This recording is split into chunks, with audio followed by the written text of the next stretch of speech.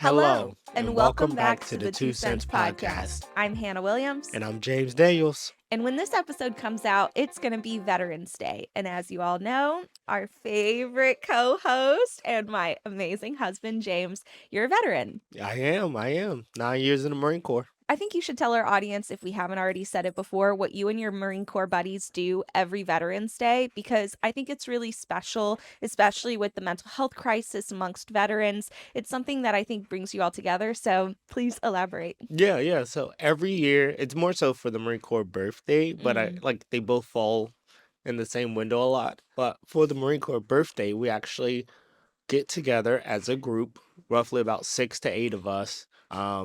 And then we book an Airbnb or like a camping ground and we go camping for the weekend. Yeah. It's a great way for us to disconnect from our phones, from everything that's stressing us in everyday life, and just to connect with like-minded individuals, like people who have been through the same things that you had in the past and who can relate. So it's a great way for us to just get back together and like check up on each other. Yeah, be there for each other. Yeah. And you literally go to a campground. So it's like telling your war stories amongst the Right, fire. I right, mean, granted, I think it's more so like right now what you're going through post separation, especially with the Yeah. benefits. And Clay, one of your good friends, the Civ Div, is such a good resource. So I'm sure y'all are going to connect and get on the same page about things that y'all should be doing, financially as well. Yeah, definitely. Well, if you're a veteran and you're interested in jobs for veterans, what can you do post transition? What would be a good fit for you based on your skill set or your personality style? We covered a couple jobs in our newsletter that came out yesterday on Tuesday on Veterans Day. So if you're not subscribed to our newsletter, be sure to subscribe. We'll link it in the description below. But let's go ahead and get started. This week, we're going to be talking about the 12 highest paying, low stress jobs. We're really leaning Ooh. into these lists. Yeah, I like that too. I mean, because it's nice to be paid really well, but when your job is also very high stress, is the pay worth it? Right, definitely a trade-off. So we're going to cover jobs that do not have that stress, but are still paying you a good salary. And by highest paying, they pay over 70K. But before we get started, let's listen to a word from our sponsors, Capital One Café. Come celebrate with your friends at your local Capital One Café this holiday season. On November 25th, Capital One Cafes will be celebrating Friendsgiving all day long. Come by for seasonal gifts for you and your besties. Learn more at CapitalOne.com/local/events. So let's get right into it. We have a great list to go through, 12 jobs that are low stress and also high paying. And by high paying, they pay over 70K a year. At least that was the minimum threshold that we looked at. But I also want to quickly define what a low stress job is. So we went to the US Bureau of Labor Statistics and we found this site called ONET, which is sponsored by the Department of Labor. And basically, they list every single job and they rank it based on they have a scale of low stress jobs. So all the jobs that we included in this list that technically counted as low stress had a stress tolerance ranking below 75. So anything over 75 is like pretty high stress. Below 75, there are some factors that we will talk about that might, depending on your personality style, seem like a more stressful job, but in general is less stressful. But there are always trade-offs. So just a quick little tidbit to add a little bit of, background to how this research was pulled together. We looked at a couple different factors to compile this list. So not just, low stress, but we looked at salary. We looked at the stress tolerance data from ONET. We also looked at manageable workload, work-life balance, flexibility or remote work options, autonomy at work, social involvement, and also job satisfaction and security. So this is a really well-rounded list, including all those factors. Yeah, it sounds like I was wondering like what it was all the wickets that they were looking at. So yeah. Yeah. And also, I do want to add, because Daniela, who wrote this article, put some really great key takeaways that I want to mention before we kick off, that half of the 12 top earning careers with the least stress don't require a bachelor's degree and accept associate's degrees, certifications, portfolios, and boot camps or courses to break in. And also, 9 out of 12 of the jobs listed offer flexible and remote work options for better work-life balance, and 9 out of 12 jobs listed have strong job security with faster than average growth rates. Mm, that's good to know. So, the number one highest paying role on this list with one of the lowest stress rankings of 59 is a water resource specialist or engineer. The median salary is $161,000 a year. And the highest salary recorded in our salary database, that was another point. People were like, your math isn't mathing. Well, that is the highest salary in our database. So, amongst all of you, so if you have a problem with it, please share your salary so that we can have more data. But the highest salary recorded in our salary database is $125,000 a year. That's some pretty good money. Yep. So, water resource specialists have a structured job where they manage water systems like municipal water supply systems so their communities have access to clean water. It's low stress because of the predictable work schedule with standard business hours, especially if they work for a government agency, and over half of the work is spent working independently. And also, you only need a bachelor's degree in environmental science, hydrology, or something similar, probably in engineering is typically required. Yeah, yeah, that's what I was figuring is that it was something with engineering. An engineer is also number 2 on the list. So, Mm. number 2 on the list is a quality assurance or QA tester or engineer. We've interviewed some of these people Yeah, we before. have. Yeah, they have a median salary of $131,000 a year, and the highest salary recorded in our salary database is $170,000 a year. Okay. Yeah, so Yeah. they definitely make really good money. They also have an excellent job outlook. From 2024 to 2034, their growth rate is 15%. That's nice. That's a pretty steady growth rate. Yeah, this job has much lower stress levels than other high paying tech jobs, basically because you're working on a standard work schedule. You have a lot of flexibility and there's a lot of opportunity for remote work. So you're not doing like on call rotations like tech support roles have. Yeah, and that on call is really stressful because I was on call for DHS and like Mm. just thinking at any point in time I can get a call, so I don't want to do anything that's gonna lock me in for like an hour or so. Yeah, basically your job is just to find bugs, like to go through software and whatever's been built and find the bugs and then help them fix it. So, very cool. I'm sure that that's also kind of rewarding, but I'm sure it's a little stressful depending on what company you work for. Yeah, for sure. And then like you really have to have good attention to detail to be able to find these bugs. Yeah, but the good thing is you can get in with an associate's or a bachelor's degree, probably in computer science or something similar, but you can also take a QA boot camp or certification. We actually interviewed a former professional baseball player who was able to pivot his career into software QA testing through a QA boot camp. So, we'll link that boot camp below. And if he could do it, you could do it. Anybody could do it. So, number 3 on the list is an actuary. The median salary is $125,000 a year, but the highest salary recorded in our salary database is $220,000 a year. This job actually has a higher job outlook than number 2. It's 22%. Dope. What is the job? You don't know what an actuary is? No. Okay, so They're the actual person. you're funny. So, an actuary is like a data scientist, but they're basically only working on financial risk. So, they're doing things like insurance, financial planning, like pensions in a company's 401k offering. And they only have a stress rating of 57 because it's a lot of collaborative work. And the job security is excellent because there's huge growing demand for their skill set. And basically, it's easy to get into. You just need a bachelor's degree in actuarial science, mathematics, or statistics is preferred. Okay. Yeah, that sounds pretty cool. Yeah, I've met a couple actuaries. They seem really chill. Like they have a lot of flexibility in their job and a lot of freedom. I feel like that's coming out to be the top factor for happiness and low stress is having the ability for flexibility and freedom. Yeah, oh, definitely. Yeah, I think that that's the biggest part of it. So, next on the list is an environmental economist. The median salary is $115,000 a year, but wait for it. The highest salary recorded in our salary database is $850,000 per year. Wow. The job outlook is a little lower at 1%, so it doesn't seem like there's a lot of growth there, but they're basically economists that use statistical techniques to analyze how we use the natural environment, so water and land, and they help protect it. So, if you are very into environmental impact, this sounds like the job for you. Yeah, and it pays really well, so you definitely want to give that a look. Yeah, it also has the lowest stress ranking of 52 from ONET. So this is the job with the actual lowest stress ranking, period. And it's seen that way because it has, once again, a flexible environment where they can work independently. And if you're interested, all you need is a bachelor's or a master's degree in environmental economics. That's what's typically required. Okay, so some work.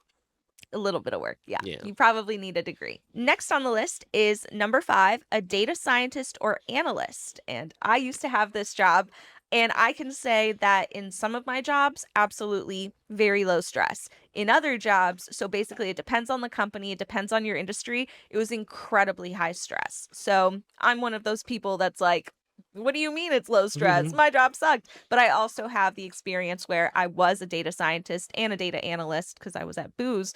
I had that job and it was low stress. Yeah, you got to experience both ends of the spectrum, which is good. It gives you a broader outlook on the role. Yeah, exactly. And the median salary is $112,000 a year, but the highest salary recorded in our salary database is $270,000 a year. This job also has a really high job outlook of 34%. And I think we've talked ad nauseum about what data analysts and data scientists do. It's pretty straightforward. They basically work with large data sets and they identify patterns, they identify trends. Basically what your job is to communicate data to stakeholders in a way that they don't understand numbers. So what are the numbers telling you? And it can get a little bit more complicated as well. A lot of data scientists now are working a lot with AI. I've seen a lot of talk online about AI replacing data scientists and data analysts. And sure, like I think a lot of data analysts, like if I was a data analyst still today, I'd probably be using AI to read my data set better, but I don't think it's replacing it. And especially data scientists, they're the ones who are building AI systems. So, Exactly. I mean, sure, maybe one day they might replace them, but I think their job security is pretty straight. Yeah, yeah, especially because the way that, like, as a data analyst, you analyze that data and then determine what's the best way to visually represent that. Right now, AI just isn't there, especially because then you also have to go back through and verify that all that data is correct because we know that AI hallucinates. So, Exactly. Yep. And also, once again, this job has a lot of autonomy, a lot of flexibility, a lot of remote work options. And if you remember from last week, it made the list as one of the happiest jobs as well. So not only is it one of the highest paid, it's also the lowest stress and one of the happiest jobs around. ooh, So, if you're interested, the good news is that this job is one that doesn't require a bachelor's degree. It is definitely preferred, I think, at this point to have either an associate's or a bachelor's degree in computer science or data science, but you can break in via boot camps. I didn't study data science or data analytics. I had a business management degree, and I was able to break into data science and data analysis. At the time, I used a lot of my schoolwork, but you can take a boot camp. You can do a bunch of things to learn the skills, build a portfolio, and then apply to those jobs. yeah, and then I'd say once you actually got into your role, you picked up everything else that you needed really quickly. Yeah. So, And they sponsored some workshops for me, so I yeah. hopped right into those. So once you're in, you're in. All right, so next on the list at number 6 is a statistician. A lot of STEM roles. Yeah, a lot of roles to do with numbers. That's Yeah. that's crazy. It feels as though like if you're in a role with numbers, you're most likely going to be less stressed and paid pretty decently. Depending on your industry. Correct, correct. That is the other thing. But like it does seem as though it is a more of a low stress, has more low stress job opportunities. Yeah, and the median salary for a statistician is $104,000 a year, but the highest salary recorded in our database is $175,000 a year.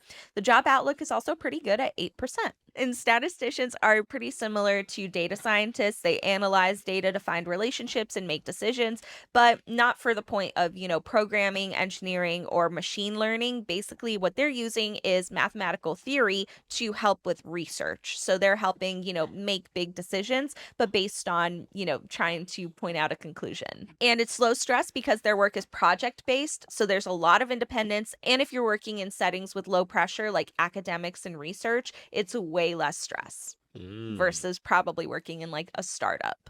Okay, then. Did you say that you needed a degree or no? You do. So they say that a bachelor's degree in statistics or mathematics is preferred. And that would make a lot of sense. Yeah, I Yeah. don't think this is something you can do a Yeah. boot camp for. Like, you either have the brain for this or you don't. You come in there and be like, "Yeah, I got an associate's in basket weaving." They're gonna be like, "No, Yeah, no, sorry." it's not happening. Yeah, not the same thing. And Now to number 7. Number 7 is a dental hygienist. We just interviewed 2 of them at the dental office, and they seemed pretty happy. The median salary is $94,000 a year, but the highest salary recorded in our salary database is $150,000 a year. And I believe they told us at the office in Annandale, Virginia, that they were making between $50 to $60 an hour.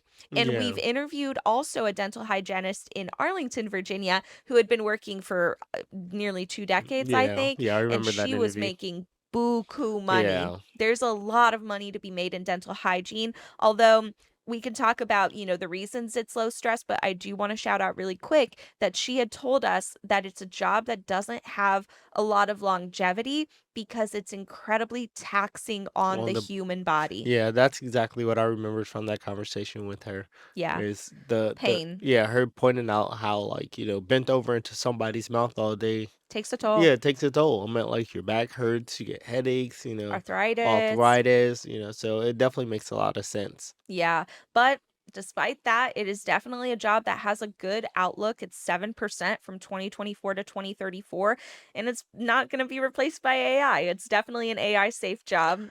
Oh, if you get AI to do your mouth work, you're brave. You're brave, because that is some scary stuff. Because what they're doing is they're in your mouth, like they're cleaning your teeth. It's a dental hygienist. That's literally what they're doing is cleaning your teeth. So the good news is if you are interested in doing this, you only need an associate's degree to get started. You can go get a bachelor's degree, and if you get a bachelor's, you can probably make more money, but it's low barriers to entry for the most part. Yeah, that sounds like a really good role, especially because I know that they pay pretty well too. Yeah, and I think the reason that it's low stress also is because it's a consistent daily routine. You don't have like crazy hours. You have regular office hours that you're coming in. You have, your appointments scheduled at yada yada. You probably don't have a lot of like randomness or like high pressure. You're not a surgeon. You're just cleaning people's teeth. Yeah, and I mean, like, for the most part, I mean, they also do like cavities and stuff too. Yeah. So, Mhm. like, I know that, or I don't know that, but I'm assuming that, having people day in and day out come in, with cavities or issues with their mouth, or even just needing to clean it and getting to immediately see the gratification that you bring to them right after the appointment, like, that has to be a very fulfilling role. Yeah, I mean, our smiles are dictate a lot of our confidence. And when you're insecure about your smile, like I remember I had staining on my teeth from my Invisalign, and I was kind of nervous to smile. I started Yeah. smiling more with my mouth closed. And when I went and got my teeth cleaned and they took all that off, oh, I was beaming. I was so happy walking out of that office. So you get to see that impact. I'm surprised it's not one of the happiest jobs as well. Yeah. Okay, number 8 is a technical writer. The median salary is $91,000 per year, and the highest salary recorded in our salary database is $125,000 per year. The job outlook is kind of low, and I think I can guess why. It's 1%, and I would guess it's low because of AI. I'd be worried about any job writing at this point. Yeah, really, really right in. But if you're really smart, like we've been harping on, you'll learn how to use AI to help benefit you. Yeah. So whether it's just getting an idea or briefly summarizing something for you, or even just finding some sources, that's a great way to implement AI. Yeah, totally. And technical writers, basically what they do is they write technical content. So it's basically like writing for developers, documenting internal development changes, release notes, systems, APIs. It would definitely help if you have a background in tech so you kind of understand what you're writing. But this is definitely a skill that I think anybody who enjoys writing could find a way to make it happen. And all you need is an associate's or a bachelor's degree, definitely preferred for those in computer science or information systems. But many companies also accept courses, certifications, or if you have a portfolio of the writing you've done, that'll work. Like it's writing. You just have to prove you're a good writer. Yeah. But the reason I think that it's low stress, obviously it's writing, so I don't think it's super high stress, but there's a lot of freedom once again, a lot of independence. You can do a lot of this remotely, and it's not on call or emergency support work. So, it's not like, QA testing where I feel like there might be a little bit more stress to find things. You're writing kind of a brochure. All right, moving on. We're almost there. Number 9 is a financial examiner. The median salary is $90,400 per year, and the highest salary recorded in our salary database is $90,000 per year. So that seems probably like a more regular pay. Yeah, right on par. And the job outlook is really good. From 2024 to 2034, it's 19%. Oh, yeah, so definitely looking to fill in some of those roles. Yeah, and all you need is a bachelor's degree in accounting or finance, which is something very regular. I feel like that's one of the more generic Yeah, degrees you could yeah, get. definitely. So I think a lot of people would qualify if you're looking for something different. But what do financial examiners do? They help banks and financial companies make sure they're following the rules. So basically, not breaking the law. They're like the auditors of the financial world. So they're checking books, reviewing records, comparing processes, and they're making sure that they're not breaking any government regulations and guidelines. I would assume that they would be paid a little bit more because you want to make Mm, sure that there's no way for them to be able to, or at least hope that there's no way for them to be bribed, yeah. with financial means, especially auditing banks and stuff. Yeah, that's actually a good reason to have a good high pay because it reduces that likelihood. Yeah. When people are already well compensated, they're not going to be like, you would hope, more Mm. easily You would bribed. hope, You would but hope, but that's not how it works. yeah, bad people are just bad people. Yeah, but the reason that it's low stress, even though it sounds kind of high stakes, is because it's mostly quiet desk work that's methodical. So, the hours are normal business hours. You don't have crazy deadlines. They're all planned in advance and reasonable. So, it's not like accounting where I feel like there's just like stress for that first like quarter of the year where it's like getting everything done. It sounds like it's, set up ahead of time and you just Yeah. have to show up and read and make sure everything's okay. Yeah, I mean, that sounds like a pretty nice job, especially because, like,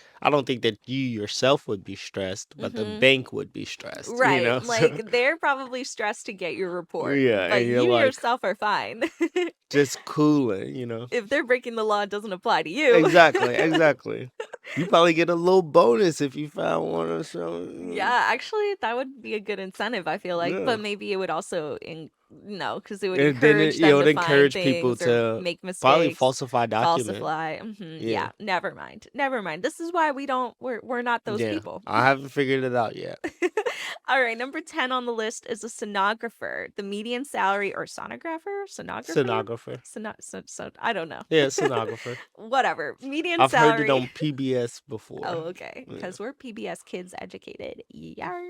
Median salary is $89,000 a year. The highest salary recorded in our salary database is $230,000 per year. And it has a good job outlook of 13%, which is really good. And also, you only need an associate's degree for this job. You just need an associate's degree in diagnostic medical sonography, a DMS. That's it. That sounds really nice, especially up to 200. I mean, like, I understand that's Mhm. just recorded in our database, so that's not everywhere, but if the possibility is out there, why not try to achieve it? Yeah, and I mean, if you want to work in healthcare, I feel like this is a really good way to do it without, super high stakes. Basically, what you're doing is operating ultrasound devices and producing images for doctors to use for diagnoses and monitoring. So I think this would apply to babies. You get to see Yeah, babies. but also, I meant like to other things as well, because Hmm. ultrasounds could be for, helping save somebody's life, Yeah. finding cancerous cells or a blood clot or,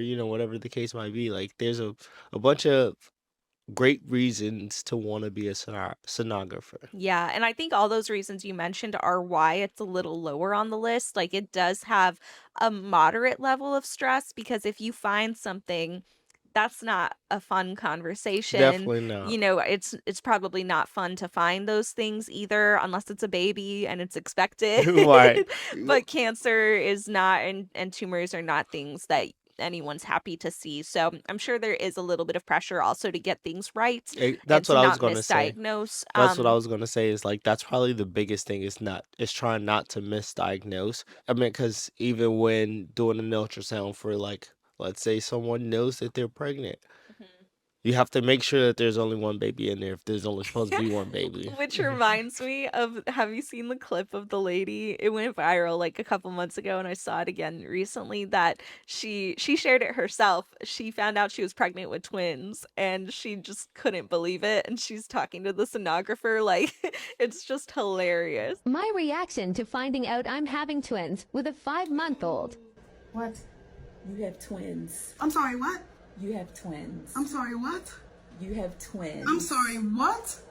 Oh my God. You're lying. You have twins. You're joking. You're so funny. What do you mean? But other than that, I think the reason it makes the list is because they have set hours, it's predictable preset schedules, and stable job security. And it's not a huge amount of debt that you have to go to for school. It's easily low barriers of entry to get in. So, sounds like a good job to me. Yeah. And the pay is pretty good. Yeah, and it seems as though like it doesn't put too much stress on the body as Yeah, well. So like that's a good thing. So longevity totally. is definitely a thing to keep in mind. Yeah. And number 11 on the list is a compliance officer. So the median salary is $78,000 a year, but the highest salary recorded in our salary database is $215,000 per year. Kind of a lower job outlook, though, of 3%. And basically, what these people do is they make sure that an organization is following the laws and regulations. But they're not only working in the financial industry, they can work in a bunch of different industries, and the stress level of the job is dependent on that industry. So if you work in a smaller company or more in an advisory role, it's lower stress. But if you're working in like healthcare or tech, where compliance and making sure that you're not breaking any regulations, definitely more stress. But if you want to break into it, all you need is a bachelor's degree in business administration, law, or something similar. And yeah, I mean like you're a compliance officer, so uh just don't let the power get to your head. That's what I was thinking. Yeah. Yeah, don't let the power get to your head. You're a regulatory officer. Pay is pretty good though for that one too. Yeah. All right, the last one on the list, drum roll please, is a user experience or UX researcher. The median salary is about $77,000 per year. The highest salary recorded in our database is $178,000 per year, and the job outlook is 7%. You also can have a bachelor's degree. It's preferred in areas like information science and sociology, but you can also take courses, you can create your own projects and build a portfolio that might fill the requirements for some companies. But basically, what you're doing as a UX researcher is designing projects to study how the general public interacts with different things, like products and websites. Basically, you're conducting research studies and observing behavior on products and advocating for consumers to make sure they're getting what they really want. Yeah, it sounds like a pretty good role, and then pay is pretty good. I mean, like I'd love to know if I was in this role where that person that's making the 180s located, because why not? So let me check because that is what our handy dandy salary database is all about. A user experience researcher making $178,000 a year is in San Francisco, California. No surprise. Makes sense. Ooh, they gave us all the details. They have 6 years of experience. They have a graduate degree. They work full-time remote at Yahoo. There you go. Yep. There you go. And this is the reason why the database makes sense. The database is amazing. And we also have other submissions for this. We have a UX researcher making 158K a year in Minneapolis. They didn't share the company, but they have 10 years of experience. They work hybrid. There's somebody that makes 85K a year with 2 years of experience that works in Chicago at a company called Ipsos, also remote. And then we have somebody in Vancouver, Washington making $72,000 a year with 1 year of experience, a graduate degree, working hybrid at a company called Convert. So, if you ever want to work at those companies, you know how much those people are making with that level of experience. Yeah, and that's the purpose behind the database. That's Mhm. perfect. Yeah, I love it. But just to mention why it's a low stress job, it's because once again, there's no emergency work involved. They have a high rate of job satisfaction. The hours are standard. And like we said, a lot of them work remote or hybrid. So once again, that ability to work independently and have more freedom definitely contributes to happiness and low stress. Yeah, that's what I was gonna say is what I've noticed throughout the whole list is that these jobs, a lot of these jobs, either have like a pretty standard work day, like 9 to 5 or something like that, or the ability to be able to pre-plan out your Yeah. day so Mhm. that you can have as low stress day as possible, so you can organize maybe the tougher things for the beginning of the day and then wean off with the least important things. Yeah, or you have a deadline set in advance, like months ahead, but you can prep for it. It's not like, comes out the blue and it's midnight, like Yeah. you have time to prepare and that's what your entire job is. Yeah, and I think that helps a whole lot because if you don't have to stress about your day to day at work, Mhm. that takes a lot off your plate. Absolutely. So, if you're looking to find jobs like these, I want to recommend a really cool resource. It was tied to ONET, the source that tracks this job satisfaction. But they also have a tool called My Next Move. We'll link it down in the description below. But it basically has more information about every single one of these jobs we mentioned, including every job on their list. They basically have a glossary of every job and rank it according to low stress. So, if you want to find anything that's lower or higher, you can, but it also shares where to find training for those jobs. So, how to get That's into it. good. I think that's Yeah, amazing. that's awesome. I love that. Yeah, so we will link My Next Move down in the description below. But we also recommend, talking to people, like we said in the episode last week. Talk to people near you, ask them, are they happy in their job? Ask them what their level of stress is, what stresses them out about the job, what do they wish they had that made the job less stressful. Those are things that might be independent to us. Like it might stress somebody else out, but it wouldn't stress you out. So it's important to do a little bit more research and figure out where your personality style fits in best. Yeah, and I mean, like, and you don't need to have a mic with a cameraman on the street to talk to people, and figure out how they're doing in their jobs. Although, because of doing that, I got to learn a lot about a bunch of different roles Mhm. and got to learn about like everything that role entails. Like the dental Yeah. hygienist, didn't know that, that they took a lot of toll on the body. So, I know anytime I see a dental hygienist now, I'm like, "Are you okay? yeah, I know. Are I'm you like, I'm okay?" like, I want to give you a head massage or something. Yeah, Like, like I want to give you a hug, but I'm scared I'll break you. right. But this was a fun episode. I really like these lists. Yeah, yeah, I do too. Hopefully you like it too. Let us know your 2 cents in the comments. And we're excited. I know we keep saying that we have really cool episodes planned. We do. There's a lot happening in the background right now. A lot, a lot, a lot. We were hoping we were going to be able to share what that was about a month ago, but things have caused delays. We can't talk about it. Trust me, we will tell you everything as soon as we possibly can. I'm thinking it'll probably be late November, maybe early December, but there's so much happening in the background, lots of big changes coming ahead. So it's causing us to have a little bit of delays with other projects because we have to time everything appropriately. And as it gets delayed, it's kind of like we have to make sure it aligns. I know I'm saying things that don't make any sense right now, but they will in a couple weeks. We're so excited to share what's happening. Thanks for watching as always. We really appreciate you tuning in to listen to us yap for a little bit. But because this came out the day after Veterans Day, happy belated Veterans Day to everybody out there. And make sure you check on your veteran friends. Check in on your veteran friends. If you do anything today, go send them a message. Tell them Happy Veterans Day. Ask them how they're doing. Ask them if there's anything you can do to help them. It means a lot to Yeah, them. even just a simple little text of Happy Veterans Day, nothing else, that means the world. Sometimes people are just in a low and need a little pickup to get them back on track. Yeah. You could be that person to help them. Yeah. So happy Veterans Day to everyone and all our veterans listening. And we'll see you all next week. Thanks for tuning in. Bye. Bye.